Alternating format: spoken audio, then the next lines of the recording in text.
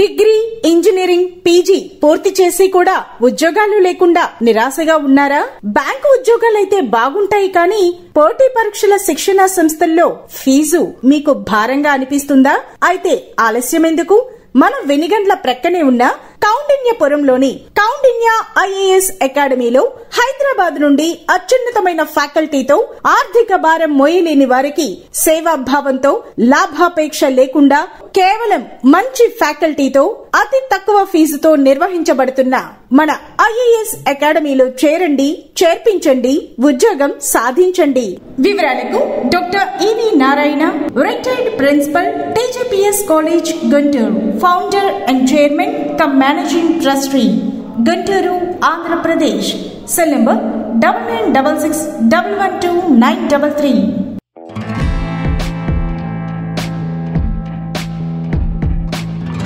SHO AP TV ప్రేక్షకులకు నమస్కారం.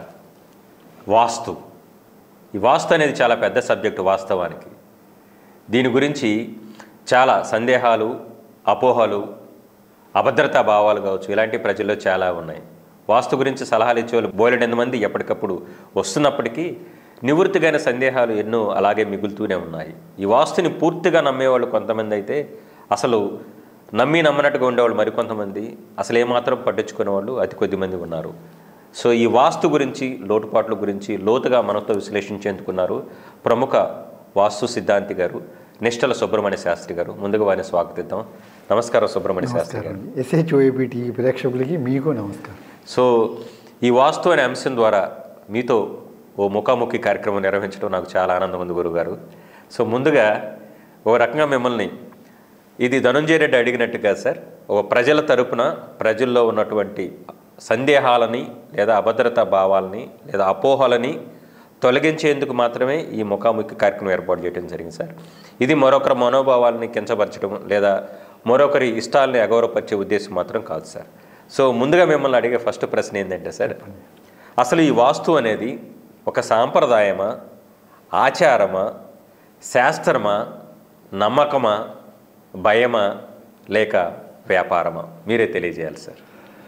తప్పకుండా. ప్రతి విషయాన్ని గురించి కూడా మనం ప్రజలకి యథార్థ విషయాన్ని తెలియజేయడం కోసం పూనుకుంటున్నాం. మన అందరి యొక్క కృషి అదే. ఎందుకంటే మూఢ విశ్వాసాన్ని ఎవరూ కూడా సమర్థించరు. ఏదో భగవంతుడిని నమ్మిన వాళ్ళు అనుకోండి, నమ్మని వాళ్ళు అనుకోండి, ఎవరికైనా మానవత్వం అనేది ప్రధానం అనుకున్నప్పుడు వాడు ఎవరూ కూడా ఒక అంధవిశ్వాసాల్ని సమర్థించే ప్రసక్తి లేదు. అది సమర్థించకూడదు కూడా. సరే, మీరు అడిగిన ప్రశ్నకి సమాధానం చెప్తాను. దాంట్లో 5-6 అంశాలు కలిపి అడిగారు.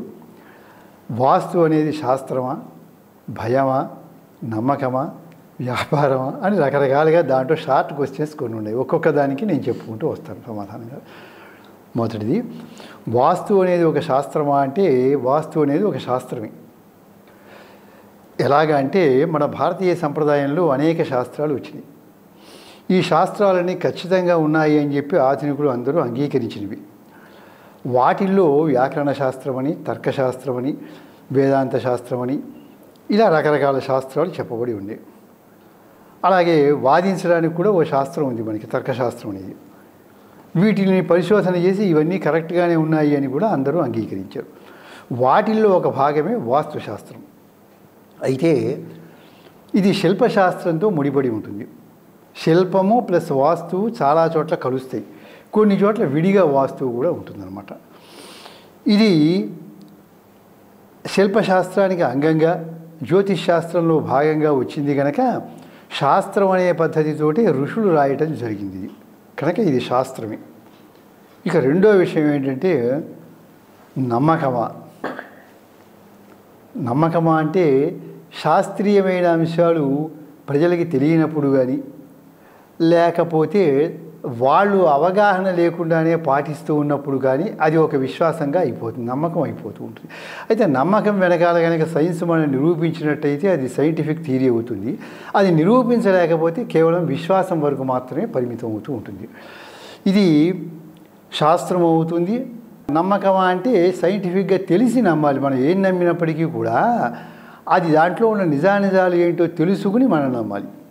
తెలుసుకోకుండా మనం నమ్ముకుంటే నమ్మకమే అవుతుంది. మనకి ముందు దాంట్లో ఒక కాన్ఫిడెన్స్ అనేటువంటిది ఉండాలి. తరువాత పెద్దలు ఎవరో ఒకళ్ళు చెప్పారు అంటే మనం మూలాలకి వెళ్ళి తెలుసుకోవాలి. తెలుసుకోలేకపోయినా చెప్పిన వాళ్ళు ప్రామాణికులు అయితే మనం దాన్ని అనుసరిస్తూ తెలుసుకుంటాం విషయం అనేది.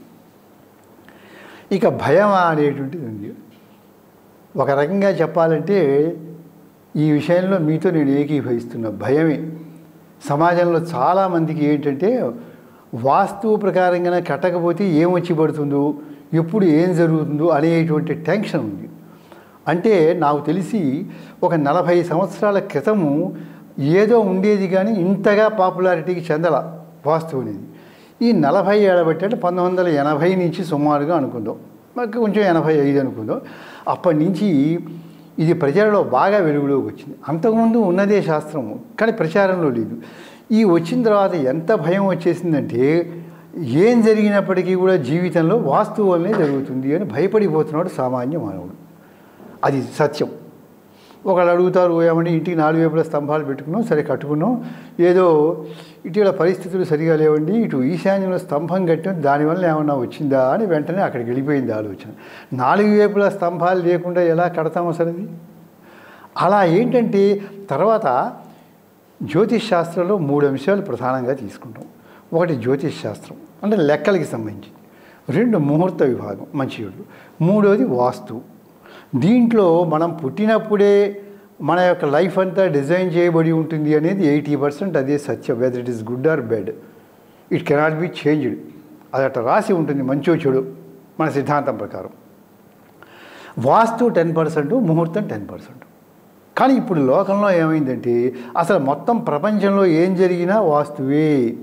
ఇంకో సైడ్ చూడాల మానవుడు, ఇదే ప్రచారంలో ఉండేసరికి ఇదే అని వచ్చింది కనుక ఇది రకమైన భయం అయిపోయింది.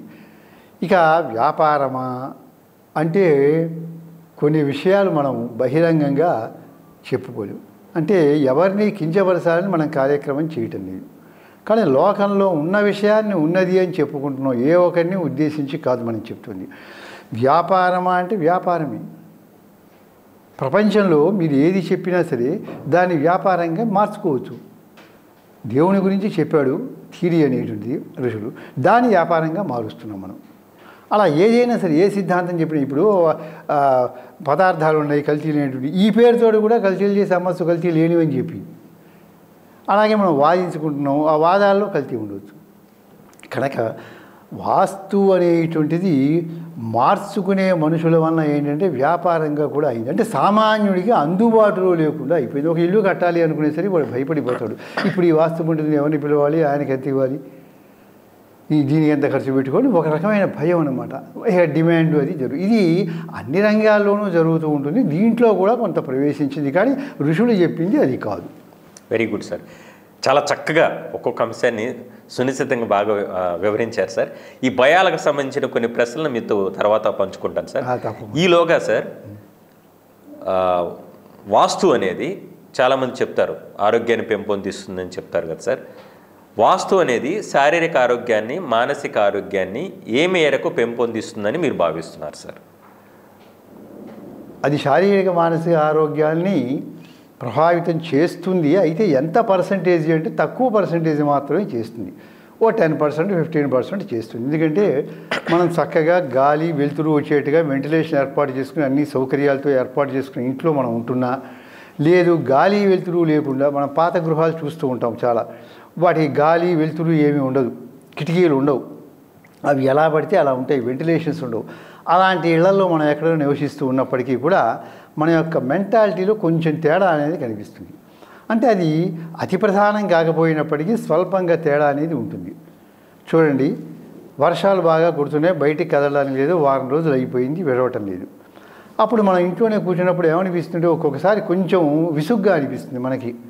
మనం మాట్లాడటము, ఇంకో పని పెట్టుకోవడము, ఏదో చూడటము, ఇలాంటిది ఏదో చూస్తూ ఉంటే మనకు కొంచెం రిలాక్సేషన్ వస్తుంది. ఎందుకంటే బయటికి కదలకుండా కూర్చునేసరికి కొంచెం మెంటల్గా మనకి కొంచెం వర్రీ అనేది వస్తుంది స్లైటెస్ట్గా. అలాగే హాస్పిటల్లో చేరిన తర్వాత పేషెంట్కి కూడా ఆ ట్రీట్మెంట్ అయిపోయిన తర్వాత ఏమనిపిస్తుంది, జనరల్గా ఎవరైనా సరే తొందరగా ఇంటికి డిశ్చార్జ్ చేసి వెళ్దాం అనిపిస్తుంది. అక్కడే ఉండండి ఇంకో 4 రోజులు అన్నారనుకోండి అంటే అవసరం ఉంటేనే డాక్టర్స్ చెప్తారు, ఓకే. ఒకవేళ అలా అనిపించినప్పుడు కూడా వీడికి ఏమనిపిస్తుందంటే ఈ వాతావరణం మారితే బాగుండు అనిపిస్తుంది. కొంచెం ఇంటికి పోతే ఏదో అక్కడ మనం ఉన్న దాంట్లో ఉంటాం కదా, కొంచెం రిలాక్సేషన్, ఇట్లా అది గాలి వెలుతురు అన్నీ వచ్చేటువంటి చక్కగా కనుక కట్టుకుంటే మానసికంగా ప్రభావం చూపించే మాట వాస్తవం అది. అయితే 10% వరకు మాత్రమే అది. ఒక వాక్యం చెప్తా. ఒక పాడుబడిన గుడి ఉంది, అది ఇటీవల జరిగిన సంఘటన. అది పడిపోయింది, దాన్ని మరమ్మతులు ఏమీ చేయకుండా, పునాదులు లేకుండా, ఏమీ లేకుండా అక్కడ ఒక ఇల్లు కట్టుకున్నారు వాళ్ళు సింపుల్గా, దాంట్లో నివసిస్తున్నారు. వాళ్ళకి అన్నీ వ్యతిరేకమైనటువంటి భావాలు అవి వస్తున్నాయి. ఎందుకంటే వాళ్ళు ఏం చెప్పారు, పునాదులు తవ్వాలి, చక్కగా తీసుకోవాలి అని చెప్పారు. అట్లా ఏంటంటే మనం గాలి వెలుతురు లేకుండా చీకటి గుహల్లో నివసిస్తున్నాం అనుకోండి, వెళ్ళి కొంత సైకలాజికల్గా డిప్రెషన్ అనేది వస్తుంది. It is quite natural. అలా 10% మాత్రం మన ఆరోగ్యం మీద ప్రభావం చూపిస్తుంది. కానీ వీళ్ళు భయపడుతున్నట్టుగా ఏదో జరిగిపోతుంది దీనివల్ల, ఇందువల్ల ఆ సంఘటన జరిగింది అనేది మాత్రం కరెక్ట్ కాదు. Very good sir. ఇప్పుడు సార్ భూమి సూర్యుని చుట్టూ తిరుగుతూ ఉంటుంది సార్. భూమి ఎప్పుడు నిలకడగా ఒక చోట ఆగి ఉండదు. అది మనందరికీ తెలిసిన వాస్తవమే సార్, అందరూ అంగీకరించాల్సిన విషయమే. అలాంటప్పుడు దక్షిణం ఫేసింగ్ హౌస్ అశుభం లేదా అనారోగ్యకరం, తూర్పు లేదా ఉత్తరం ఫేసింగ్ హౌస్ చాలా శుభం, అన్నీ అందులో ఉంటే మంచి జరుగుతుంది. సో దీన్ని బట్టే ధరల్లో వ్యత్యాసాలు సార్. దక్షిణం ఫేసింగ్ అంటే బేరాలు కోసి అడుగుతారు, బాగా చౌకగేయమని అడుగుతారు. అలా సేల్ అవ్వు కొన్ని. నాకు తెలిసిన ఒక బిల్డర్ అయితే ఒక అపార్ట్మెంట్లో 15 ఫ్లాట్లు కడితే ఒక 10 ఈస్ట్ ఫేసింగ్ కట్టాడు, ఒక 5 దక్షిణం ఫేసింగ్ వచ్చింది. అమ్ముడు ఒక రీమోడలింగ్ చేసి ఆ దక్షిణం ఫేసింగ్ కూడా మళ్ళీ ఈస్ట్ ఫేసింగ్ పెడితే కానీ సేల్ అవ్వలేదు. ఎంతటి వ్యత్యాసం అసలు అవసరం అంటారా సార్? ఇందులో ఆ వ్యత్యాసానికి తగ్గట్టు లాజిక్ ఏమైనా ఉందా సార్? తప్పకుండా, ఇది చాలా మంచి ప్రశ్న. సమాజంలో వ్యాపించినటువంటిది, చాలామంది అనుమానిస్తున్నారు. దీన్ని కరెక్ట్గా మనం ఆన్సర్ చెప్పుకుందాం అన్నమాట. ఏంటంటే భూమి రొటేట్ అవుతుంది, అది సత్యం. ఈ విషయాన్ని మన ప్రాచీనులు కూడా ఒప్పుకున్నారు. పాశ్చాత్యులు ఈ దేశానికి రాకముందు కూడా భూమి గుండ్రంగా ఉంటుందని, అది రొటేట్ అవుతుందని బ్రహ్మగుప్తుడు, భాస్కరాచార్యుడు, ఆర్యభట్టు మొదలైన వాళ్ళు గణిత శాస్త్రంలో ప్రఖ్యాతి వహించి వాళ్ళు నిరూపించారు గ్రంథాల్లో. అది తర్వాత చూసి పాశ్చాత్యులు కూడా రైటే అనుకున్నారు. అక్కడ ఏముంటుందో అంతవరకు మనం చెప్తున్నాం అన్నమాట. అయితే అందుకనే వాళ్ళు మహనీయులు కనుక వాళ్ళ పేరుతోటి మనం ఆర్యభట్ట, భాస్కర అనే ఉపగ్రహాలను కూడా పెట్టుకున్నారు. ఎందుకంటే దేశంలో గణిత శాస్త్రం చేయని వాళ్ళు చాలామంది ఉంటారు. వాళ్ళు చెప్పిన మ్యాథమెటిక్స్ తప్పు అయితే వాళ్ళ పేరు పెట్టరు కదా, నామరదా కదా, పెట్టారన్నమాట. కనుక భూమి రొటేట్ అవుతుందనే విషయం మన ప్రాచీనులకు తెలుసు, దాని గురించి వేరే తెలియజేస్తాం. ఇప్పుడు ఇక ఈ తూర్పు ఉత్తరం ఫేసింగ్లు మంచివి, దక్షిణ పశ్చిమలు మంచివి కాదు, దక్షిణ పశ్చిమ పనికిరాదు, దక్షిణం అసలు పనికిరాదు అని ప్రజలలో ఒక టాక్ ఉందని చెప్తున్నారు. అది ఉన్నది. అయితే ఇది కేవలం అపోహ, ప్రజలు అనుకుంటున్నారు, అంతేకాని శాస్త్రంలో అట్లా లేదు. ఇల్లు కట్టినప్పుడు 4 దిక్కులకి కలిపి కట్టుకోమని వాటికి నిర్మాణాలు చెప్పారు వాస్తుశాస్త్రంలో. సౌత్ ఫేసింగ్ కూడా చెప్పారు. చిన్న ఉదాహరణ చెప్తా. ఒక నగరం ఉంటుందండి, తూర్పు పడమరలుగా రాజవీధి ఉంటుంది. దానికి ఇటు ఫేస్ చేసుకుంటూ కొట్లు, ఇళ్ళు అన్నీ కూడా ఉంటాయి. ఇప్పుడు ఇవన్నీ దక్షిణం ఫేసింగ్ చేసేవి, ఇవన్నీ ఉత్తరం ఫేసింగ్. ఇప్పుడు దక్షిణం ఫేసింగ్ పనికిరాదు అనుకుంటే ఇప్పుడు ఈ ఇళ్ళన్నీ తీసేసుకుంటూ రావాలి, లేకపోతే వీళ్ళందరూ దిగజారిపోయి ఉండాలన్నమాట. వాళ్ళకి కలిసి వస్తున్నాయి. కానీ ఏ నగరాల్లో చూసినా ఉత్తర దక్షిణ సరే, తూర్పు పడమరలుగా రోడ్డు ఉండే రహదారులు ఉన్న చోట తప్పనిసరిగా ఆపోజిట్గా ఉంటాయి. మీ బాంబే చూడండి, ఢిల్లీ ఎక్కడే చూడండి. చూస్తున్నప్పుడు ఈ దక్షిణం ఫేసింగ్ పనికిరాదంటే అవన్నీ ఎలా సేల్ అవుతున్నాయి, వాళ్ళు ఎట్లా వస్తున్నారు కదా. తర్వాత మీరు దక్షిణం ఫేసింగ్ పనికిరాదు అంటున్నారు కదా అంటున్నారు, ఆ మాట నేను అనలేదు. ఎందుకంటే అది ప్రజలు అనుకుంటున్నారు, ప్రజలలో వచ్చిన అపోహ. వాస్తుశాస్త్రంలో 4 దిక్కులకి చూస్తూ కట్టమని చెప్పారు, దక్షిణం ఫేసింగ్ హౌస్ ఎలా కట్టాలని కూడా చెప్పారు. అది తప్పని ఎక్కడా చెప్పలేదన్నమాట. కనుక కేవలం ప్రజల్లో ఇక్కడ వచ్చిన విషయం చెప్తా. ప్రజలలో ఒక అపోహ పడిపోయిన తర్వాత మనం ఎంత చెప్పినా సరే వాళ్ళు మారరు. మనం ఎందుకు చేస్తున్నాం ఈ కార్యక్రమాన్ని? ప్రజల్ని ఎడ్యుకేట్ చేయడానికి. ఇలా ఉన్నదని చెప్తే మారాలి కదా. ఇప్పుడు మీరు ఒక విషయం చెప్పినప్పుడు సైంటిఫిక్గా నాకు తెలియనప్పుడు తప్పకుండా దాన్ని అంగీకరించాలి. ఆ మనస్తత్వం లేకపోయేసరికి ఇబ్బంది వస్తుంది. ఇప్పుడు దీనివల్ల ఒక చిన్న పాయింట్ ఏంటంటే, నేను కూడా తగ్గించే వాస్తు చెప్పడం. ఎందుకు తగ్గించానంటే దీంట్లో పేరుకుపోయినటువంటి మూఢ విశ్వాసాలు చాలా ఉన్నాయి. వాళ్ళకి సమాధానం మనం చెప్పలేక ఏం చేసామంటే, నేను బాగా తెలిసిన వాళ్ళకి చెప్తాం, లేని వాళ్ళకి లేదు, బాగా తగ్గించే ఈ విషయాన్ని. ఎందుకు తగ్గించాయంటే ఇదే కారణం అనమాట. ప్రజలు ఇలా అనుకుంటున్నారంటాడు. మీకు పనికి వస్తుందంటే దక్షిణ ఫేసింగ్ అని చెప్తాం, పనికి వస్తే అందరూ కాదంటున్నారండి, 4 అలా అన్నారండి అంటారు. ఇప్పుడు ఇక్కడ క్లారిటీ ఏంటంటే 10 మంది చెబితే రైటు కాదు, రైట్ అవ్వడానికి ప్రామాణికత్వం ఉండాలి. కానీ ఇప్పుడు 10 మందిని తీసుకొచ్చి మనం చెప్పిస్తే అది రైట్ కాదుగా. అలా అపోహగా వచ్చింది తప్ప దక్షిణ ఫేసింగ్ అనేది తప్పు కాదు. ఈ అపోహకు ప్రధాన కారణం నాకు తెలిసి శాస్త్రం పట్ల అరకొర జ్ఞానం ఉన్న ఈ వాస్తులు సంబంధించిన వాళ్ళు ఎవరైతే అరకొర జ్ఞానంతో ఈ ప్రజల్లో చెప్పడం వల్ల ఇలాంటి అపోహలన్నీ నిండిపోయినాయి సార్. అందువల్లే వేసిన వెంచర్లు ముందునే నార్త్ ఈస్ట్లో ముందుగానే సేల్ అయిపోతాయి, ముందుగానే బ్లాక్ చేయడం జరుగుతుంది. మరొక అంశం సార్, ముఖ్యంగా వీధి పోట్ల గురించి మాట్లాడుకుందాం సార్. ఈ వీధి పోట్లలో నైరుతి మూల సార్, పశ్చిమ నైరుతి కావచ్చు లేదంటే దక్షిణ నైరుతి కావచ్చు, ఈ మూల వీధి పోట్లు ఉంటే కనుక ఆ ఇంటి యజమాని ప్రమాదానికి గురై మరణిస్తాడనేది నేను ఒక పుస్తకంలో చదివాను. అమ్మో వీధిపోటు, నైరుతి వీధిపోట అని చెప్పి భయపెడుతూ ఉంటారు. పోయి ఇన్ని డబ్బులు పెట్టి కొనుక్కునేటప్పుడు ఇవాళ రేపు భూముల ధరలు కూడా గణనీయంగా పెరిగేశారు. ఒకప్పుడులాగా చౌకగా కూడా కాదు. ఎటు డబ్బులు పెడుతున్నాం కదా, ఈ తలనొప్పులు ఎందుకు అని చెప్పి నమ్మనాడు కూడా ఎందుకులే రిస్క్ తీసుకోవడం, వై టు టేక్ రిస్క్ అని ఒక చిన్న కారణంతో అవాయిడ్ చేస్తున్నారు సార్. ఇందులో వాస్తవం ఎంత సార్? అదేవిధంగా సార్ దీనికి రిలవెంట్గా ఇంకో ప్రశ్న కూడా ఇందులో అడిగేస్తాను సార్. నేను తెలిసిన ఒక అతనితో ఒక హౌస్ కావాలంటే చూపించడానికి వెళ్ళాను సార్. చూపించడానికి వెళ్తే ఇల్లు చాలా బాగుంది, చాలా రీజనబుల్గా కూడా వస్తుంది సార్, 200 గజాలు విద్యానగర్లో. తీరా చూస్తే వేరే వాస్తు సిద్ధాంతం సంప్రదించాడంట, వద్దని చెప్పాడు. ఎందుకని కారణం అడిగాను సార్. ఆ వీధి చివర డెడ్ ఎండ్ వీధి, అది డెడ్ ఎండ్ వీధి చివరిలో ఈశాన్య మూల హౌసు. వీధి డెడ్ ఎండ్ చివర ఈశాన్యం ఇంట్లో, తూర్పు ఫేసింగ్ ఇంట్లో ఉన్న ఇల్లాలు కరెక్ట్గా ఏం చెప్పాడంటే వివాహేతర సంబంధాలు పెట్టుకుంటుంది, ఆ ఇంట్లో ఉన్న ఇల్లాలకి ఆ గుణం అబ్బిద్దంట, అందుకే ఆ ఇల్లు వద్దని చెప్పాడు. నేను వెంటనే అడిగిన ప్రశ్న ఏంటంటే, చాలా స్పాంటేనియస్గా అడిగాడు.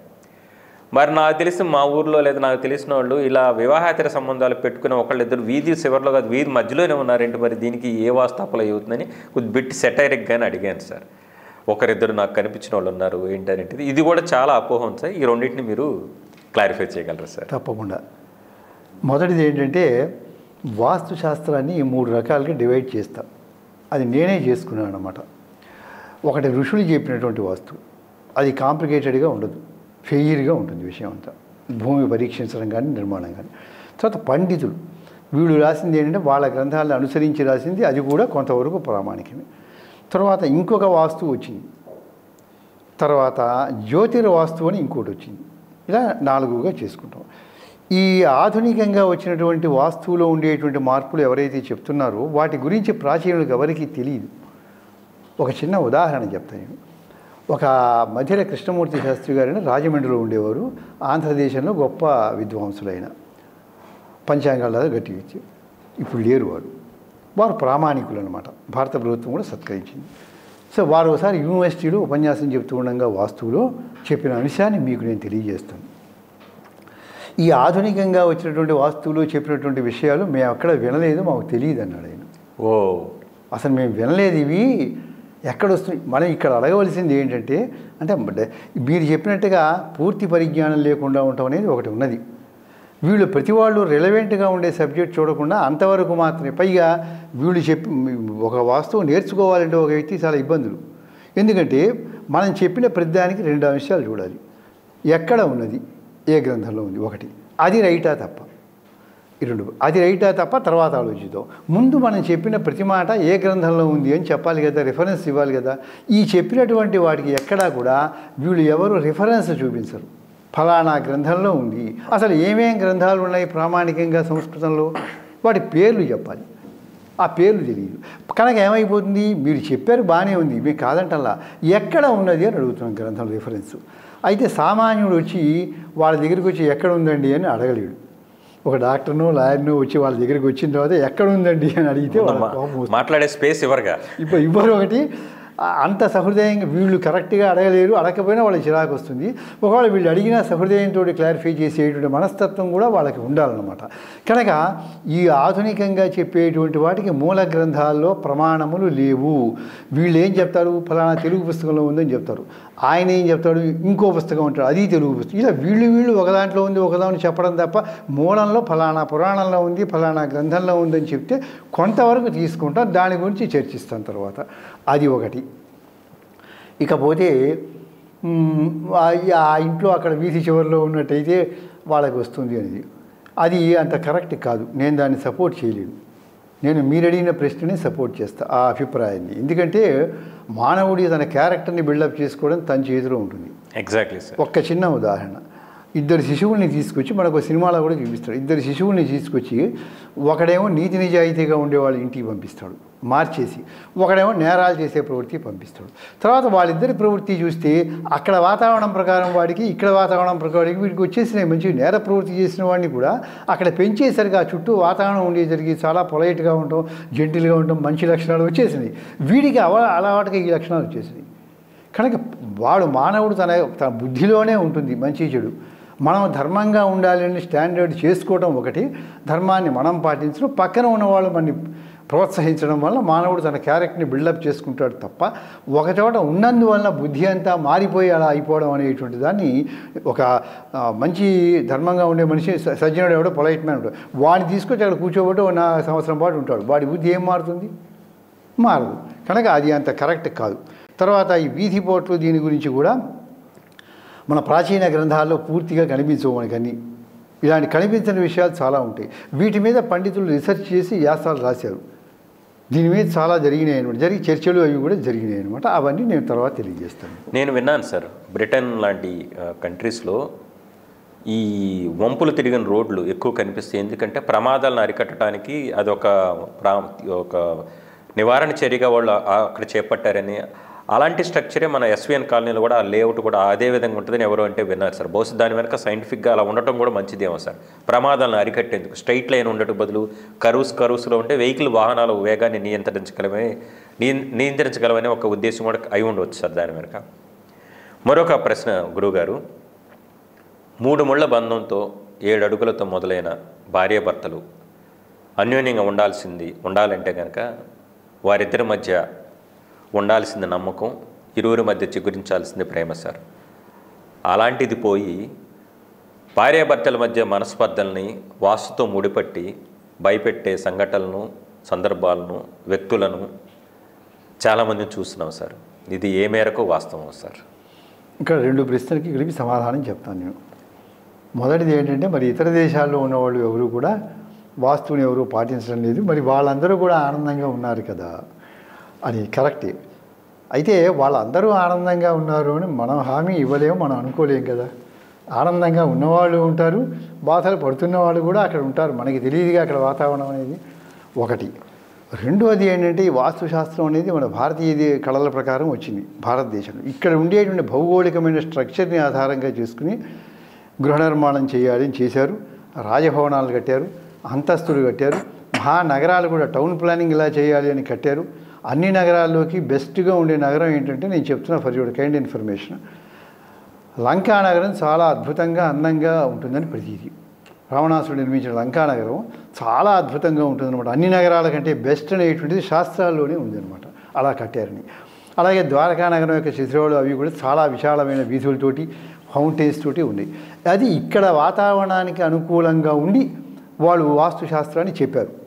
అయితే అక్కడి వాతావరణ పరిస్థితులు వేరు, వాళ్ళు పాటించకపోయినా ఏం లేదు, పాటించడానికి కొన్ని కుదరవు కూడా. అది ఇక్కడికి సంబంధించి మాత్రమే, కుదిరినంత వరకు పాటించవచ్చు. ఈజిప్ట్ దేశంలో పిరమిడ్లు కడతారు చాలామంది, అవి కోణు ఆకారంలో వచ్చే విధంగా కడుతూ ఉంటారన్నమాట. దాంట్లో ఒక సైంటిఫిక్ మెథడు, ఒక లెక్క ఉన్నది అని చెప్పి కూడా పరిశోధనలో తెలుస్తుంది అనమాట. కనుక నిర్మాణాల్లో కొన్ని సైంటిఫిక్ రీజన్స్ ఉంటాయి ఎక్కడైనా. ఇక్కడ వాస్తు అనేది అక్కడ నాట్ అప్లికబుల్. ఎందుకంటే మీకు ఇంకో ఉదాహరణ చెప్తాను, దీనికి మీరు అన్నదానికి రిలేటెడ్గా మనం ఢిల్లీ కానీ అటువంటి చోటుకి వెళ్ళామనుకోండి, బెంగళూరు వెళ్ళామనుకోండి, అక్కడ ఇళ్ళన్నీ మూలలకి తిరిగి ఉంటాయి, నైరుతికి ఈశాన్యానికి తిరిగి ఇళ్ళు ఉంటాయి. ఇక్కడ మనం దిక్కులకి డైరెక్ట్గా కట్టుకుంటాం, మనం అక్కడ అట్లా కట్టి ఉంటాయి అనమాట. అలాగే అమ్ముతారు, అలాగే జీవిస్తూ ఉంటారు అనమాట. కనుక వాస్తు అనేటువంటిది వాతావరణాన్ని బట్టి చెప్పినటువంటిది, అంతేకాని ఇంకోటి కాదు. ఆ రకంగా మనం దీన్ని భావించవచ్చు. తర్వాత మీకు కరెక్టే, మొదటి నుంచి కూడా తీసుకోవాలి. నేను ఇచ్చేది ప్రేక్షకులకు ఏంటంటే, మీకు అందరికీ ఎప్పుడు వాస్తు అడగాలంటే, స్థలం తీసుకున్న తర్వాత దాని మెజర్మెంట్స్ ఎట్లా వేయాలి అనేది ఇంజనీరింగ్ సలహాలు తీసుకుని దాంట్లో వాస్తు ప్రకారం వాస్తులో బోల్డ్ అంత గణితం ఉంది. ఇప్పుడు చెప్పేవాళ్ళు ఏంటంటే, ఇది ఈ మూల ఉండాలి, అది ఆ మూల ఉండాలి, ఇది పైన కట్టాలి అని, ఇది తప్ప ఆ గణితం జోలికి వెళ్తాంలా ఎవరు, ఇందా మీరు అన్నట్టుగా. అందుకని అక్కడి నుంచి వేయించుకుంటే ఉన్నంతవరకు పర్ఫెక్ట్గా వస్తుంది. కానీ ఆల్రెడీ కన్స్ట్రక్ట్ అయినటువంటి ఇళ్ళని తీసుకొచ్చి దానికి వాస్తు చెప్పండి అని మమ్మల్ని అడిగితే మేము కూడా ఏమీ చెప్పలేము. అక్కడికి వచ్చి ఏం చెప్తాం, గాలి లేదు, వెళ్తురు లేదు, ఇప్పుడు దీనికి మరమ్మతులు ఏం చెప్పమంటే ఏం చెప్తాం, చెప్పే అవకాశం లేదు. అందుకని అలా చూసుకోవాలి వాస్తువుని. Excellent sir. ఎప్పటికప్పుడు సాంకేతిక పరిజ్ఞానం కొత్త పుంతలు తొక్కుతూ మనిషి చంద్రుడిపై కాలు మోపుతున్నాడు, జెండాలు కూడా పాతున్నాడు వెళ్ళి. దేశం మొత్తం గర్వంగా ఫీల్ అవుతున్న పరిస్థితి ఉంది సార్. సూర్యుడితో సహా ఇతర గ్రహాలపై కూడా మనిషి ప్రయోగాలు చేస్తున్నాడు సార్. అలాంటి సాంకేతిక పరిజ్ఞానంలో కూడా పేరు బలాలను బట్టి, లేదా పలానా గ్రహంలో పుట్టావు, ఆ టైంలో పుట్టావు కాబట్టి ఇదిగో నీకు ఈ ఫేసింగ్ వాస్తు బాగుంటుంది, నీకు ఈస్ట్ బాగుంటుంది, నీకు వెస్ట్ బాగుంటుంది, లేదా నీకు నార్త్ బాగుంటుంది, సౌత్ బాగుంటుంది అంటూ దిక్కులను ఇట్లా విభజించి చూడటం, ఇది ఈ మూఢనమ్మకం అని భావించాలా సార్? ఇందులో ఏమైనా శాస్త్రీయత ఉందంటారా సార్? కొన్ని ఈ శాస్త్రంలో సైంటిఫిక్గా ఉండనటువంటి వీళ్ళు కూడా చదువుకునే విద్యార్థులు కూడా, మీరు ఇప్పుడు జ్యోతిశాస్త్రం నేర్చుకోవచ్చు, ఎవరైనా నేర్చుకోవచ్చు. శాస్త్రం నేర్చుకునే విద్యార్థి కూడా ఏంటంటే చదువుతూ ఉంటే వాడికి దాని మీద నమ్మకం కలిగితేనే కంటిన్యూ చేస్తాడు, లేకపోతే చేయడు. నాకు ఇంట్రెస్ట్ లేదు ఆర్కియాలజీ, చిన్నప్పుడు చేర్పించారు, నాకు ఆ సబ్జెక్టు బోర్ ఇష్టం లేదు, కానీ చేర్పించారు కదా అని చేరాను. తెలుసుకుంటున్న కొద్దీ ఏమైంది, నాకు చదువుతాడు దాంట్లో ఇంట్రెస్ట్ కలిగింది. ఇదంతా కరెక్ట్ అనిపిస్తేనే నేను కోర్సు పూర్తి చేయగలుగుతాను. ఫిజిక్స్ చదివేవాడికి వాడికి దాంట్లో ఫ్యాక్ట్ కనిపిస్తేనేగా చదివేది. అలా దీంట్లో ఫ్యాక్ట్ ఉంటేనే చదువుతాడు తప్ప లేకపోతే ఎవడు కూడా చదవడు. అయితే ఏంటంటే కొన్ని పేర్ల బట్టి రావటం అనేటువంటిది ఏంటంటే కొన్ని మూఢ విశ్వాసాలు వచ్చినాయి, వాటిని మేమే తీసేస్తున్నాం. వాటికి ప్రత్యేకంగా నేను రాసినటువంటి చిన్న గ్రంథాల్లో కూడా ఇక ప్రజలు ఇలా అనుకుంటున్నారు, అది కాదు, ఎక్కడుంది? Very good. ప్రశ్నలు ఉంది, ఎక్కడుంది? మేమేం అడుగుతున్నాం, మీరు విశ్వసించారు కరెక్టే, ఎక్కడుందో చెప్పండి, మేము కూడా చూసుకుంటాం అంటున్నాం. అని ఏవి లేవో మూఢ విశ్వాసాల్లో నేను వాటి గురించి ఆ పుస్తకాల్లోనే వివరించాను నేను స్వయంగా ఆ మ్యాటర్లో. అందుకని శాస్త్రంలో లేనటువంటి చాలా లోకంలో ప్రవేశించినాయి. పాతుకుపోయిన తర్వాత మీరు చెప్పినా నేను చెప్పినా వాళ్ళు వినరు. బెంగళూరులో పెద్ద డాక్టర్ గారు ఉన్నాడు. ఆయన ఏం చేశాడంటే ఆయన కోళ్ళు అందరూ డాక్టర్స్. చివరిలో అంటే ఆయన హోమియోపతి వైద్యం అనుకోండి, చివరికి ఆయన ప్రాక్టీస్ మానేసి వచ్చేసాడు, ఊరికి వచ్చేసి ఉంటాడు. నేను అడిగా, ఎందుకంటే ఏమంటే గొప్ప విద్య కదండి, ఏదైనా ఒక గొప్ప మెడికల్ విద్య అది ఏమంటే మేము చెప్పేటువంటి వాటికి ప్రజలు అర్థం చేసుకోలేరు, సామాన్యులు వస్తారు, వాళ్ళు అడిగే ప్రశ్నలకి సమాధానం చెప్పలేము, శాస్త్రాల్లో ఉండవు అవి. ఈ మందు వేసుకోబట్టి తగ్గుతుందంటే ఇంకో రోగం అందువల్లే వచ్చింది అనుకుంటాడు, అది కాదు నాయన థియరీ మేము చదివామని చెప్తే వాళ్ళకి అర్థం కాదు, ఏం చేస్తాం అన్నాడు. అందుకని దీంట్లో అపోహలు అన్నీ వచ్చినాయి, అవన్నీ మనం క్రోడీకరించి ప్రశ్నావళి రూపంలో ఒక పూట మనం వాటిని నిర్ద్వంద్వంగా ప్రమాణం ఉన్నది లేనిది లేదు అని చెప్తాం. నిర్ణయం అనేది పాఠకులకు వదిలేద్దాం. Excellent sir. ఇటీవల సార్ నేను ఒక చిన్న గృహ నిర్మాణం చేపట్టి దాన్ని వేరే వాళ్ళకి అమ్మటం జరిగింది సార్. గృహ నిర్మాణం మొదలు అమ్మే వరకు సరే నాకు తెలిసిన నేను అమ్మే ఉద్దేశంతో ఉన్నాను కాబట్టి బేసిక్ వాస్తు పాటించాలి కాబట్టి, ఎందుకంటే నాకు నమ్మకం ఉన్నా లేకపోయినా కొనుక్కునే వాళ్ళకు ఉంటుంది కాబట్టి బేసిక్గా తెలిసిన వాస్తు సిద్ధాంతం తీసుకొచ్చి కట్టి అమ్మాను సార్. తర్వాత కొనుగోలుదారులు ఎవరైతే వచ్చారో ఎన్ని ప్రశ్నలతో నన్ను ముంచెచ్చారంటే ఒక రకంగా సునామీలాగా ముంచేశారు ఆ ప్రశ్నలతో నన్ను. ఈ ప్రశ్నలలో ఉద్భవించినదే ఈ ప్రశ్నాపత్రం మీకు. ఇందులో భాగంగా టాయిలెట్ ఈ మూలే వాస్తు ప్రకారమే పెట్టాం మనం టాయిలెట్ కూడా, కానీ ఇక్కడ ఉండకూడదట కదా సార్, అక్కడ ఇది ఉండకూడదు కదా సార్, ఇది ఇక్కడ ఉండకూడదు కదా అంటూ చాలా ప్రశ్నలు. నేను అడిగేది ఏంటంటే సార్, మీకు పలానా దిక్కులోనే మంచం ఉంటే నిద్ర పడుతుందా, లేదంటే పలానా దిక్కులోనే మరుగుదొడ్డు ఉంటే సుఖ విరోచనం అవుతుందా? అసలు వీటి వెనక శాస్త్రీయ కోణం ఏముంది సార్? ఫర్ ఎగ్జాంపుల్ దీనికి బేసిక్గా ఫర్ ఎగ్జాంపుల్ వాయు మూల ఏదో చెప్తారు, లేదా అగ్ని మూల టాయిలెట్ ఉండాలి చెప్తారు. మళ్ళీ అక్కడ కూడా అందులో కూడా ఈ దిశగా సీట్ ఉండాలి, ఈ దిశగా ఇది ఉండాలి, లేదా మంచం ఉంది మనకి స్పేస్ని బట్టి అడ్జస్ట్ చేసేసుకుంటాం, లేదా తల ఈ దిక్కుకు తిరగాలి, కాళ్ళు ఈ దిక్కుకు పెట్టుకోవాలి, ఇట్లా చాలా రెస్ట్రిక్షన్స్తో మనిషి ఎక్కువ గందరగోళానికి గురవుతున్న పరిస్థితి సార్. దీన్ని ఫాలో అవ్వాలా లేదంటే దీన్ని తోసిపారేయాలి సార్? మీరే చెప్పాలి సార్. వీటిని పూర్తిగా ఫాలో అవ్వటం అనేది అనవసరం ఫండమెంటల్గా. కారణం ఏంటంటే ఆనాడు వాస్తువు చెప్పారంటే ఆనాడు జీవన విధానం వేరు ప్రజలకి. వాళ్ళందరూ ఏంటంటే ఒక యూనిక్గా ఉండాలి అనే ఉద్దేశంతో ఈ దిక్కుని అందరం ఏర్పాటు చేస్తున్నాం, ఈ నగరంలో ఈ దిక్కుని ఏర్పాటు చేస్తున్నాం, ఇరిగేషన్కి ఇబ్బంది లేకుండా ఉంటుందని ఆ రోజు ఆ రకంగా పెట్టారు పద్ధతులు. అవి అప్పుడు కరెక్ట్. ఈనాటికి వచ్చేసరికి ఏంటంటే సాధనాలు పెరిగిపోయినాయి. ఇప్పుడు వీటన్నిటికీ వాల్చిన వాస్తుశాస్త్రాల్లో లేవు. ఏది షింకెడు పెట్టుకోవాలి, లేకపోతే ఇంకోటి ఆధునికంగా వచ్చే కంప్యూటర్ రెడీ పెట్టుకోవాలి. వీటికి మనం వేదాల్లో శాస్త్రాల్లో ఎక్కడ కనిపిస్తుంది? ఇవాళ ఆధునికంగా వచ్చిన పరికరాలకి ఇవి ఏంటంటే వీళ్ళు ఊహించి ఏం చేశారంటే ఈ మనకి తగినట్టుగా ప్రాచీన వాస్తుశాస్త్రం ఎంతవరకు అంతవరకే చెప్పింది, మిగిలింది నీ ఇష్టం వదిలేసి నీ ఛాయిస్గా చెప్పి. కానీ వీళ్ళని మనం ఏం చేస్తున్నాం అంటే ఇవాళ ఈ సాధనాలకు అనుకూలంగా వీటికి కూడా అప్లై చేసుకుంటూ టీవీ ఈ దిక్కున ఉండాలి, అది ఆ దిక్కున ఉండాలి అని మనం ఇంప్లిమెంట్ చేసుకుంటున్నది ఇదంతా. దానికి మీరు ఏ ప్రాచీన పండితుడి దగ్గరికి వెళ్ళి ఏమంటే దీనికి మీ శాస్త్రంలో ఎక్కడుందంటే ఆయన ఏం చెప్పలేడు, ఎవరు కూడా సమాధానం అనేది చెప్పలేడు. తర్వాత నిద్రించడం, మీరు అడిగిన రెండో పాయింట్. నిద్రించడం విషయంలో ఎటువైపు తలపెట్టుకున్నా అభ్యంతరం ఏం లేదు. కానీ మన శాస్త్రంలో ఏముందంటే తూర్పు పెట్టుకోండి, దక్షిణం పెట్టుకోండి అని మాత్రం చెప్పారు. ఉత్తర దిక్కుగా వద్దు అని మాత్రం ప్రమాణం ఉంది పురాణాల్లో వాటిల్లో. ఈ చెప్పిన దాని వెనకాల ఏమన్నా రీజన్ ఉందా అంటే ఈ దిక్కుకి మంచం వేసుకోండి, ఇటు వేసుకోండి అవన్నీ లేవు. అక్కడ దిక్కును తలపెట్టుకోవడం మాత్రం ఉంది. దీని గురించి పరిశోధన చేస్తే ఏం తేలిందంటే ఉత్తర దిక్కును తలపెట్టుకోవడం మంచిది కాదని సైంటిఫిక్గా it is already proved and we can see this information in daily papers also. ఆ టైంలో సైంటిఫిక్గా పేపర్లో వచ్చింది. ఉత్తర దిక్కును తల ఎందుకు పెట్టుకోకూడదు అంటే సైంటిఫిక్గా ఏం చెప్తున్నారు శాస్త్రజ్ఞులు అని చెప్పారు. భూభ్రమణం చేసేటప్పుడు మన భూమి మీద అయస్కాంత క్షేత్రం ఆవరించి ఉంటుంది. మనం ఒక ఇనప రాడ్ని కనుక వేలాడదీసినట్టయితే ఈ భూమి మీద ఉండే అయస్కాంత క్షేత్రం యొక్క ప్రభావం వల్ల అది ఉత్తర దక్షిణ దిక్కులే చూపిస్తూ ఉంటుంది. మనకి ఫిజిక్స్లో కూడా వస్తుంది సైంటిఫిక్గా ఇది. కనుక భూమికి ఆకర్షణ శక్తి ఉంటుంది, భూభ్రమణంలో శక్తి ఉంటుంది. ఉత్తరం వైపు తలపెట్టుకుంటే దాని యొక్క మ్యాగ్నెటిక్ వేవ్స్ వలన మన మైండ్లో మార్పు వచ్చి క్రమక్రమంగా చాలా కాలం అయిన తర్వాత అనారోగ్యాలు అవి వస్తాయి అనేటువంటి విషయాన్ని సైంటిఫిక్గా అంతవరకు మాత్రం మనకి లభించింది. అది పురాణంలో ఉంది. ఇక మిగతా దిక్కులు పెట్టుకోకూడదు అనేటువంటిది లేదు. పడమట పెట్టుకోవచ్చు, దక్షిణం పెట్టుకోవచ్చు, ఉత్తరం ఒక్కటి మాత్రమే ప్రొహిబిటెడ్ అనమాట. ఎక్సలెంట్. మిగతా దిక్కులకి సంబంధం అంటూ ఏమీ కూడా లేదు, ఏ దిక్కులైనా మనం పెట్టుకోవచ్చు అనమాట.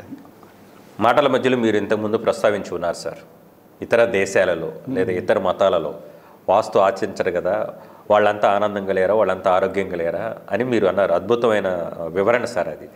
వాళ్ళ భౌగోళిక పరిస్థితులను బట్టి, వాతావరణ పరిస్థితులను బట్టి ఇందులో మార్పులు చేస్తారు. ఈవెన్ మన దేశంలో చూస్తే కూడా ఒక మతంలో ఉన్నటువంటి వాస్తు ఇంకొక మతంలో, ఇప్పుడు ఫర్ ఎగ్జాంపుల్ హిందూస్ ఫాలో అయ్యే వాస్తుకి ముస్లిమ్స్ కాంట్రాస్ట్గా ఫాలో అవుతారు. At the same time Christians ఒక రకమైన వాస్తుని ఫాలో అవుతారు. మన దేశంలో కూడా వాస్తు అనేది మన హిందువులు ఒక మతాన్ని తీసుకుంటే కనుక ఆ మతస్థుల్లో కూడా భిన్నాభిప్రాయాలు చాలా ఉన్నాయి సార్. ఎందుకని సార్ ఏ ఒక్క వాస్తు సిద్ధాంతం తీసుకొచ్చినా ఒకేలా చెప్పడు సార్. ఇన్ని కాన్ఫ్లిక్ట్స్కి, ఇంత గందరగోళానికి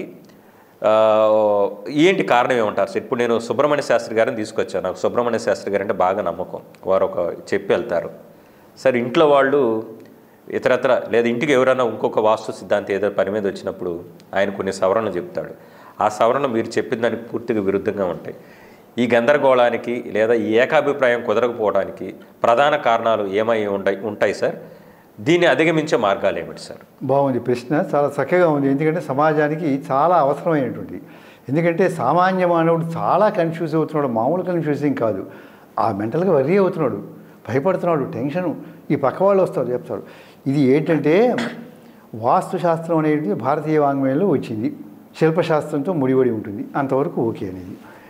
ఇక ఇతర మతస్థులు ఎందుకు అట్లా ఫాలో అవుతున్నారు, వాళ్ళు ఇంకో రకంగా అనేదానికి మనమేమీ వివరణ ఇవ్వలేము. అది వారి విశ్వాసం, వాళ్ళ సిద్ధాంతాలు ఏముంటే దాని ప్రకారం ఫాలో అవుతారు. అంతకంటే మనం చేయగలిగింది ఏమి కూడా లేదు. తర్వాత దేశకాల పరిస్థితుల్ని బట్టి కూడా మనం చూసుకోవాలి. ఇప్పుడు ఉదాహరణకి గుళ్ళో మనం పూజ చేస్తున్నప్పుడు చొక్కా లేకుండా ధోతి వేసుకుని మామూలుగా మనం ఏదో ఆ గుళ్ళో పూజ చేయడం అనేది వచ్చిన వాళ్ళకి ఇవ్వటం, ప్రసాదం ఇవ్వటం పద్ధతిగా వస్తుంది. మనం అక్కడికి టోపీ పెట్టుకుని ప్యాంట్ షర్ట్ వేసుకుని వెళ్ళాం కదా, వెళ్ళే భక్తులు కానీ ఇది కానీ, ఎందుకంటే ఒక ట్రెడిషన్ని మనం ఫాలో అవుతున్నాం. అయితే మనం నార్త్ కనుక వెళ్ళినట్టయితే, ఏ మానసాదేవి టెంపుల్కి, హృషికేశ్ అటువైపు వెళ్ళినట్టయితే గుళ్ళల్లోకి వెళ్తే వాళ్ళు ఏం చేస్తారంటే పూజారులు చొక్కా వేసుకుంటారు, తర్వాత ఏంటంటే స్వెట్టర్లు కూడా వేసుకుని ఉంటారు, అలాగే పూజ చేసి తీర్థప్రసాదాలు ఇస్తారు. మనం ఇక్కడ అట్లా ఇస్తే తప్పనమాట. ఎందుకు అంటే ఇక్కడ వాతావరణం నీకు అనుకూలించింది కనుక పద్ధతిగా ఉండమనం. చలి ప్రదేశం, అక్కడ వాతావరణంలో అలా చొక్కా లేకుండా కనుక ఇవాడు ఇచ్చినట్టయితే అసలు ఆయన ఏమవుతాడో మనకు తెలియదు, కొంకర్లు వచ్చేస్తాయి. కనుక ఏం చెప్తున్నాం, ధర్మాన్ని, దేశ కాలాలని బట్టి ధర్మాన్ని మనం మార్చుకోవాలి మనకు అనుకూలంగా. మౌలిక సిద్ధాంతాన్ని, ఇప్పుడు మోరల్ వాల్యూస్ని వదలకూడదు. ఎక్కడికి పోయి ఏ సిద్ధాంతంలోకి వెళ్ళినా మోరల్ వాల్యూస్ని వదలకుండా మీరు జీవన విధానాలు మార్చుకోవచ్చు, తప్పు లేదు. తర్వాత ఒకళ్ళు చెప్పినట్టు ఒకళ్ళు చెప్పరు అంటే అందరూ ఒకటి కాదుగా చదివింది. ఇప్పుడు ఒకళ్ళు ప్రాచీన వాస్తు, ఇప్పుడు ఈ వాస్తువు చెప్పిన తర్వాత ఏం అడగాలంటే మీరు చెప్పింది కరెక్ట్, ఎక్కడ ఏ గ్రంథంలో ఉందో చెప్తే చాలు రిఫరెన్స్ మాకు. అంటే సంస్కృత గ్రంథాలు చదవాలి కదా, తెలుగు పుస్తకాల మీద ఆధారపడి కొన్నింటికి ఆధారాలు ఉంటాయి, తెలుగులో చెప్పినా కొన్నింటికి ఆధారాలు ఉండవు. మనం ఇప్పుడు మాకు జ్యోతిష్ శాస్త్రంలో కూడా మీరు ఏమనుకుంటారంటే జనరల్గా మీరుగా పబ్లిక్ వీళ్ళు ఏదో అబద్ధాలు చెప్తూ ఉంటారు, చేస్తూ ఉంటారు, చాలా అన్యాయాలు చేస్తారు, డబ్బులు తీసుకుంటారని లోకంలో ఉంది. నేను అనేది ఏంటంటే ఏ రంగంలో లేదు ఈ అవినీతి? మీరు ఏ డిపార్ట్మెంట్లో తీసుకుంటే లేదు చెప్పండి. మనం చూసాం 4 ఏళ్ల క్రితం భయంకరంగా పరిస్థితులు వచ్చినప్పుడు ఏ డిపార్ట్మెంట్లో లేదు అది. ఎక్కడికి అది మానవుడు తనలో తానుకు నైతిక విలువలు ఉండాలి ఒకటి. రెండోది ఏంటంటే వీళ్ళు భిన్న భిన్నంగా చెప్పడానికి మూల గ్రంథాలు చదవకపోవడమే. కనుక మనం ఏం చేయాలంటే మూల గ్రంథాలు ఏంటో తీసుకుని పండితులందరూ అవి ఒక చోట క్రోడీకరించి ద్వారాలు పెట్టుకోవడం, స్థల నిర్మాణం చేసుకుని దాని మీద ఒకటి తయారు చేసుకుని మనం దానికి ట్రైనింగ్ ఇచ్చి సైంటిఫిక్గా చెప్పాలి.